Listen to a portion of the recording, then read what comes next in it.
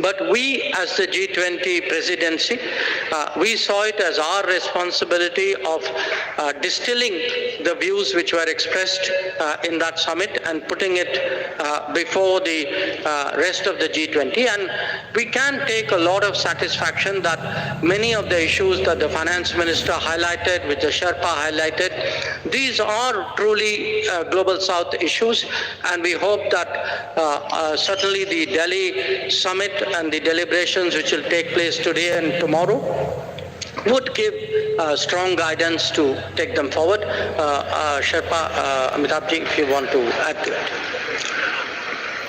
On the Russia-Ukraine crisis, India worked very closely with Brazil, South Africa, and Indonesia. And I want to say that it was the emerging markets which played a very key role. India worked with all the emerging markets which played a very key role. There was very tough, very ruthless negotiations which went on for several days non-stop. And I really feel that in the end, the issue was clinched because of the leadership of the Prime Minister, because eventually we had to say that the leader wants it, and this has to be delivered. And secondly, I really want to thank Mr. Jaishankar. I constantly took his advice, and he guided me, and he gave me two really outstanding officers. One was Nag Naidu, who's a very outstanding officer and very enthusiastic, motivated young officer who worked with me. Inam Gambhir, they did a really outstanding job as far as the geopolitical issues concerned. I had two other Foreign Service officers who've done brilliant work, Abhay Thakur and Ashish Sinha, on different aspects. But on geopolitics, they've done a really spectacular work. So it was really great teamwork. It was just brilliant teamwork by India, which has enabled us to achieve consensus on an issue on which the world has evaded any consensus. Even the Bali document, which we talk about, actually we could not move forward with it because we could not arrive consensus in it for the first meeting. And on climate, let me tell you that this is one of the most ambitious document on climate, because it talks about almost 5.9. It moves first the language from billions to trillions, and secondly, it talks about 5.9 trillion requirement for the presidency and for the G20 countries, and it lays a huge focus on life principles. It lays a huge focus on reforms of the multilateral institutions, because they were designed for the World War II and not for climate action. So all of these, it talks about new financing instruments, many other things, but in totality, if you look at it, it's probably the most vibrant, the most dynamic, and the most ambitious document on climate action that has come out anywhere. Finance Minister. Just to add one line on the climate finance matter, the question was raised whether mitigation is being dealt with or not. It deals with the mitigation, all right, but it also looks at adaptation and resilience. I think now the debate on climate finance is also moving much more into resilience, whether it is infrastructure or planning for it or funding. Resilience takes precedence. That is one. And second, country-specific solutions are now going to be possible. It's not going to be one size fits all. The problem of each country, particularly on climate, is so different from one another.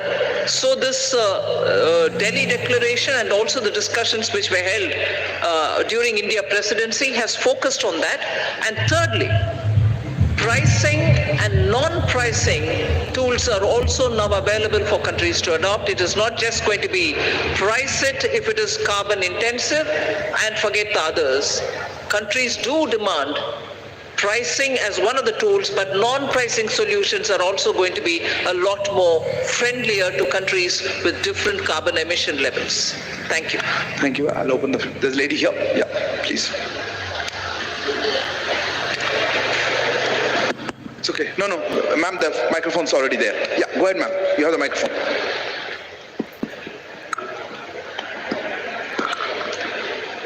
Hello. Yeah. Good evening to the panel. This is Priyashmita. I'm from Informist Media. My question is directed to ma'am. That is, now that there is a global acceptance of the fact, or at least a G20 acceptance of the fact regarding food and energy security, what is the immediate ramification on inflation and growth forecast, both domestically and globally, that you see? Thank you. Well, globally, I think it will have also. We can take the question together. Okay. Yeah, gentleman there. Yeah, you. The gentleman there who's put his hand up. If you could give the microphone to him. Yeah, thank you. No, not him. Not him. I'll come to you, sir. I'll come to you in a minute. The person in front of you. Hold on there at the back. Yes, sir. You go ahead. You have the floor. Yeah, go ahead. No, not you, sir. Okay, since you have the microphone, go ahead. Go ahead. I don't want to waste time. Go ahead. Hi, Stephen Borwick of Nikkei Asia. My question is for Foreign Minister Jaishankar. Is today's achievement a step towards achieving what India has described as a world of greater multi-alignment, as opposed to the more old-fashioned sense of an international rules-based order? Thank you. Yes, sir. You have the microphone. Go ahead. Is the microphone on? Yeah, thank you very much. I just wanted Minister Please Jaishankar, introduce yourself. Dr. Wail Awad from Sana, correspondent in India. Mr. Jaishankar, Honorable Minister, when you talked of the counter-terrorism measure, how serious was the members of the G20 and fighting terrorism together? Thank you. Yes, ma'am. You had a hand up quite some. Yes, you right here, second floor.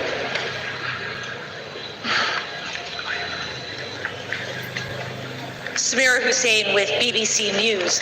I want to go back to Russia, and if you look at the language that was used in Bali, and you look at the language that was used now, gone is any reference to Russia and its aggression. Were those concessions made in order to get Russia to sign on? And do you think the weight of this has been watered down? And does that take away from its importance, especially when you're talking about fuel and food security? Yes, you. Yeah. Right in front. No, ahead of him, please. I saw his hand. Yes, you. Please, go ahead.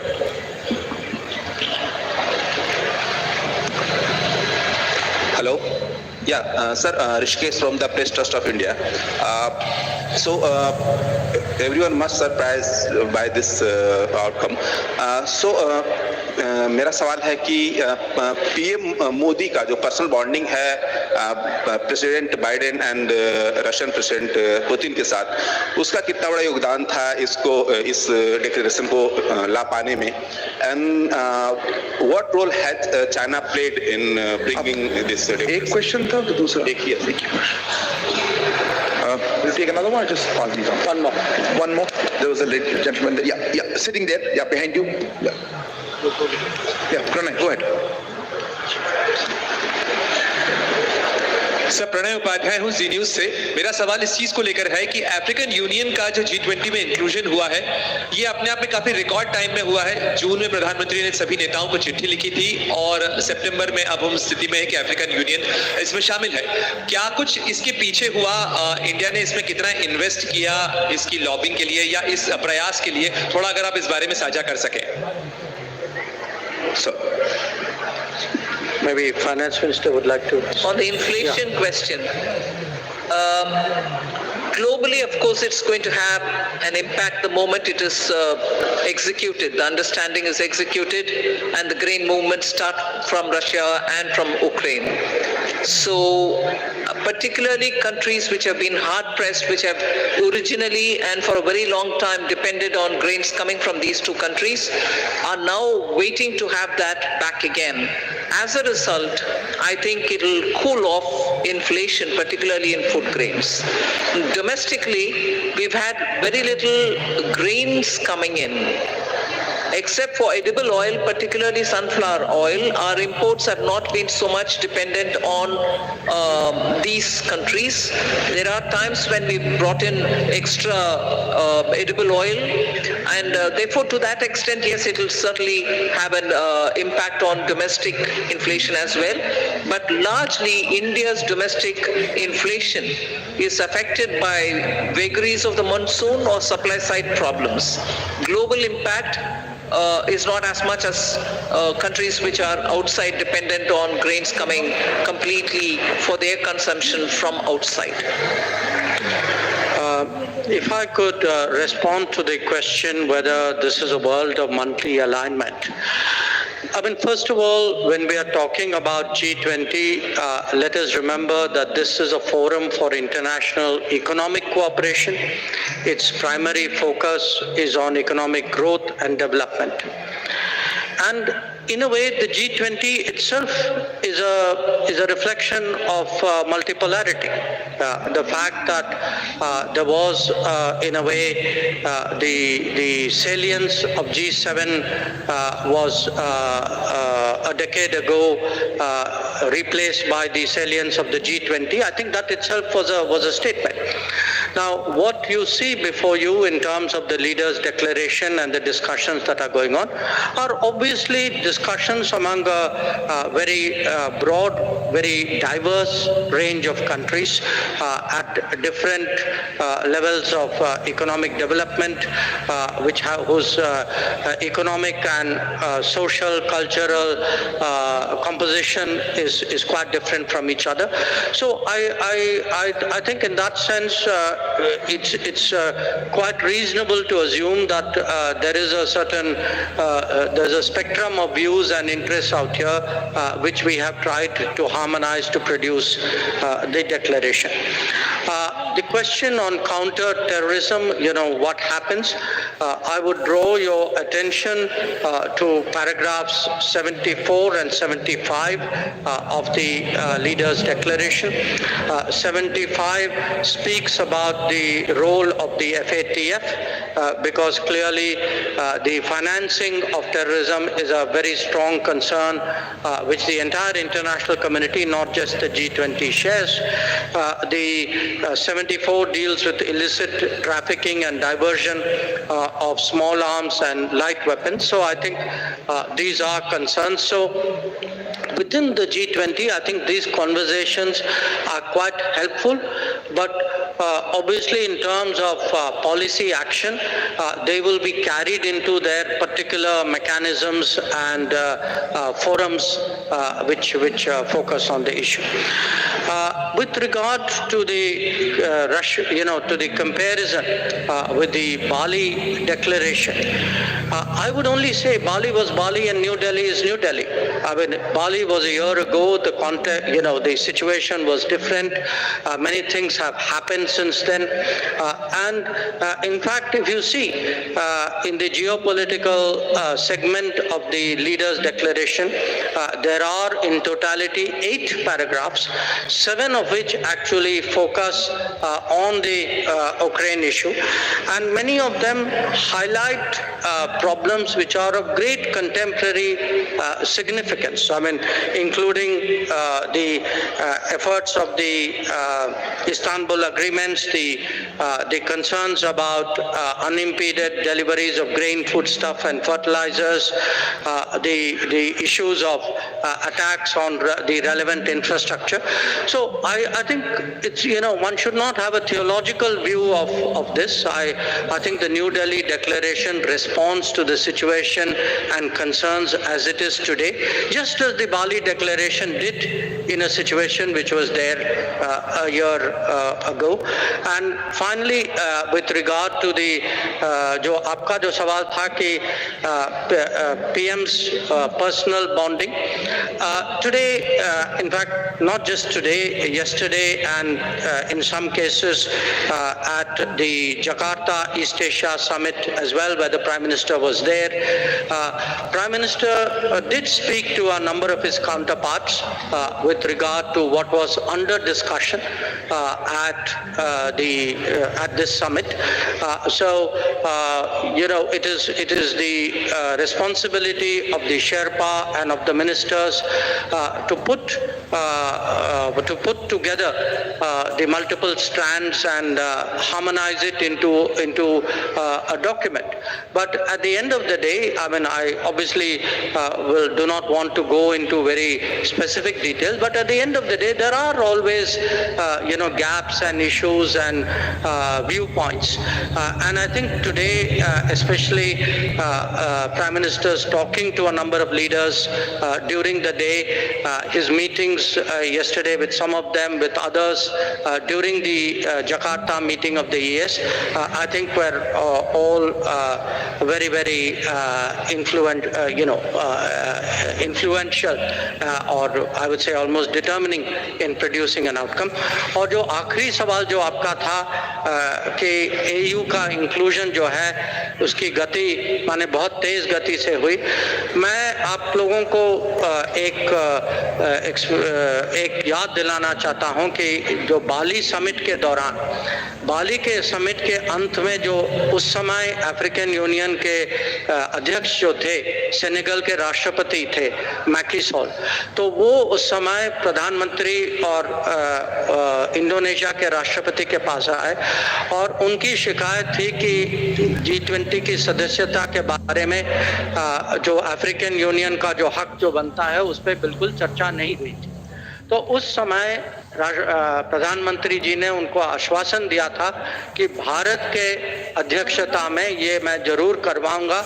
जो मुझे याद है उन्होंने कहा कि ये मोदी की guarantee है, और ये गारंटी आपने देखा है कि आज उन्होंने पूरा इसको डिलीवर किया है। और कुछ ही दिन पहले जब हम लोग ब्रिक्स के शिखर सम्मेलन में थे, उस समय वही राष्ट्रपति मैकी सॉल जी वो प्रधानमंत्री के पास आए और उन्होंने कहा कि मुझे याद है कि आपने ये वादा किया था और मुझे बहुत मैं आपकी तारीफ करता हूं कि आपने पूरा जोर लगाया था उसमें। Very quickly in English the summing up of that was last year in Bali, the president of Senegal, Macky Sall, all right, that was interpreted. Thank you very much for saving me in the trouble. Would you like to add something on any of them? Is there, so we'll take a few more questions, or? I think one last Okay, either gentleman here? Yeah, go ahead. Microphone here, when the gentleman in the front row. This is Nikhil from the BBC. The question is for the Finance Minister. You said that the G20 now has its own mechanism on climate finance. So does that mean that the $100 billion promise from the West or the developed countries is pretty much dead now? One more question. Hand somewhere here on the right. Yeah, that's the gentleman. Yeah, you please go ahead. Piche, right there. The gentleman there. Hi. No, it was the gentleman here. Yeah, you. Yeah. No, not there. You behind you. Okay, if you've got the mic, just ask. You become This is Mithil from NBC News. I wanted to ask two questions. One question, please. Okay, one question. The absence of President Xi Jinping at this summit, does India see this as a snub towards Prime Minister Narendra Modi, especially with the border issues, as well as President Joe Biden? You have the microphone. You're next. So I'm Sahil from ANI News Agency. So what kind of framework can be expected regarding crypto assets among the G20 nations?